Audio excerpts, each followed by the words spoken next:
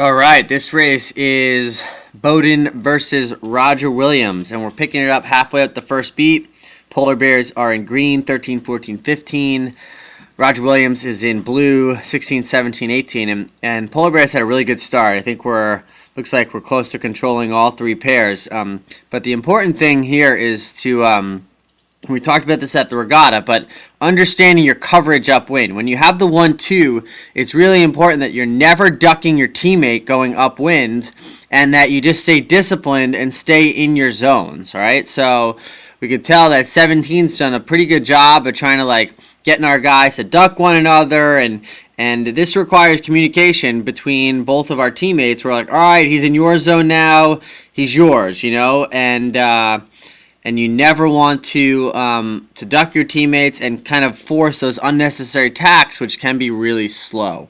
But as the beat went up, we did a much better job of maintaining control. Our third boat there, I think we kind of took a little bit of a flyer out to one side to try to maybe catch back up with the race. But if you have a pair, you got to keep that pair, right? And both third teams put themselves in a position where they're pretty far behind, and both 13 is our insurance policy there. So if they get an ace, we're in a much better position than if they don't have an ace. You guys will find that at the high-level team races, the boats that if boats get too far behind, they're really no threat, and good teams have really no gap between the 5 and 6 and the rest of the fleet. So here we have one teammate go low, one teammate go high, and 14 doesn't want to get too far in front because they may need to provide some support for boat 15. When you're in the 1 there, you want to have a little bit of a lead, but you don't want to be too much of a lead, because if something happens to your teammate, you're not really in a position to make that much of a move. Here we had a situation where the breeze went pretty far right, so you kind of see all these boats kind of coming towards Jacob Rock here.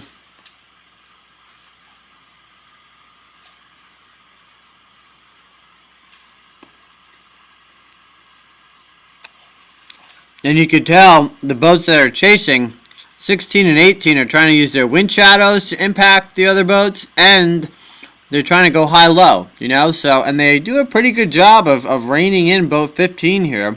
And that's where it'd be really important for our teammate in the 1 to continue to be close enough to help out. Right there, you're almost too far in front, boat 14, to really help out your teammate. You're kind of letting your teammate have a one-on-one battle when they don't have good breeze and they have a pass back there, right? 18 gets in front of them. 15 is doing a nice job of trying to maintain inside starboard advantage, but they're kind of losing here. It's not easy. So we've gone from the 1-2 to the 1-3 now, unstable.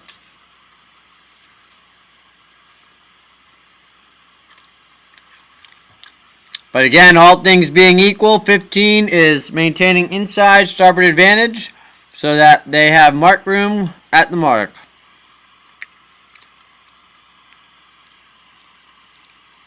(14) is setting up a mark trap. And with this uphill current, it was probably really smart to set up a pretty deep mark trap, as close to the mark as you can, and then you have the ability to kind of hook somebody. But here, it's unclear whether we can't really tell right now who's got inside at the zone. I think there was some discrepancy between 15 and 16, who had room. We're able to kind of jibe around the outside.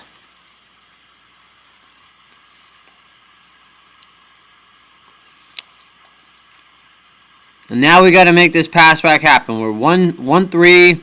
16's playing back really effectively, and both 14 again is just a little too far out in front and can't really help their teammate.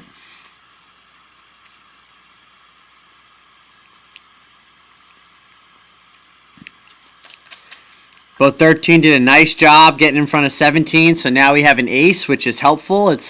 We might be in a position where we want to go play 4 if we can't make the pass back happen up front. And this is one of those obstruction, room to duck scenarios. 16 is the obstruction, 18 goes to leeward, and 15 has the ability to go below them as well. It's jibe to starboard. Breeze is getting a little bit wacky here. And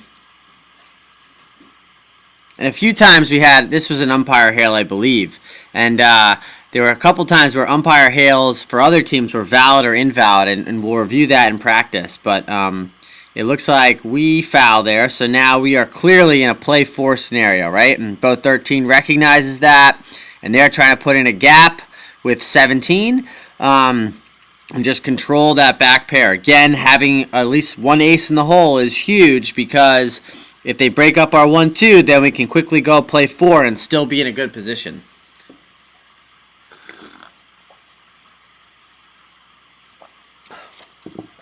We can be play 4, they are play 2 in the 2-3-6, and that is easily the hardest position to be in. So we are, green team is 1-4-5, 13 needs to recognize that they need to just pin boat 17. You're in a pin scenario. You're not in a cover scenario, you're in a pin scenario, because what happens is we go a little bit down speed and we come out and we're instantly past, not instantly past back, but we're pretty quickly past back here, right?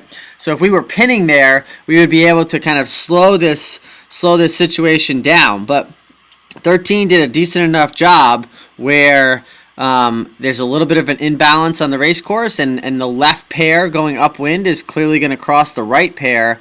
And now Jack recognizes, or boat 14 recognizes, that they need to stay with the upwind pair first and make a quick, easy pass back here to kind of seal the deal. We don't necessarily execute this pass back, and we'll have to work on that in practice. The execution is what we'll have to work on, but we recognize what has to happen. 14 is just a little bit too bow in front of 16, and I know they're a little bit worried about boats on the right side of the race course, but they're just a little bit bow in front to kind of prevent any bad air on 16. But I think our speed kind of bails us out here.